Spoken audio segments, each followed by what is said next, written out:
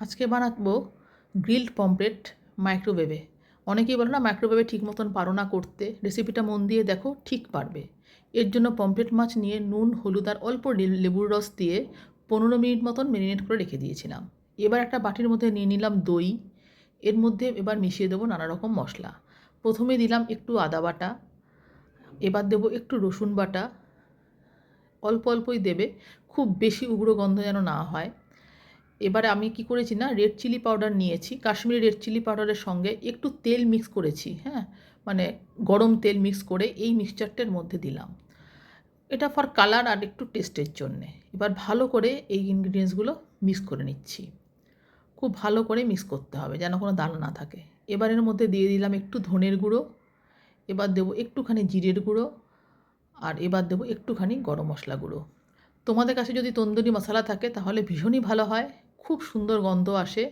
তন্দুরি মশলা থাকলে অবশ্যই ইউজ করবে, তাহলেও এই মশলাগুলো দেবে, কোনো অসুবিধা নেই তন্দুরি মশলার সাথে। এবার আমি দিলাম একটু কাঁচা সর্ষের তেল, দিয়ে আবার একটু মিক্স করব। এটার জন্য ফ্লেভারটা খুব ভালো আসে আর একটু বেশ সফট হয়।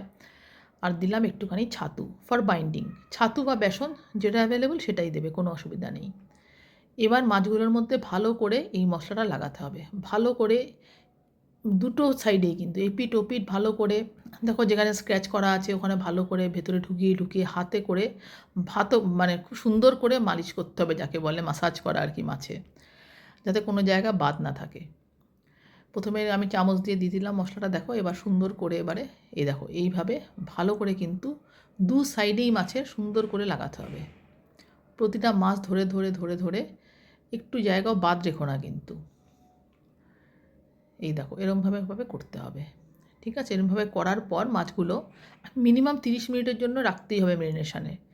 এবার আমি একটা হাই র্যাক নিয়ে নিয়েছি, দুটো র্যাক থাকে মাইক্রোওয়েভে, নিশ্চয়ই সবাই জানো। হাই র্যাকের মধ্যে মাছগুলো এইভাবে প্লেস করে দিলাম।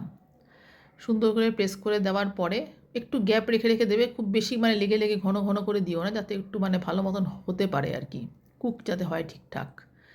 যেটুকু মশলা আছে সব লাগিয়ে দিয়ে এবার মাইক্রোওয়েভের মধ্যে কোনো প্রিহিট বা কিচ্ছু করিনি, কিন্তু নর্মাল নিচে একটা প্যান রেখেছি যাতে ওই নোংরাগুলো ওর মধ্যে পড়ে, জুসগুলো পড়বে তো।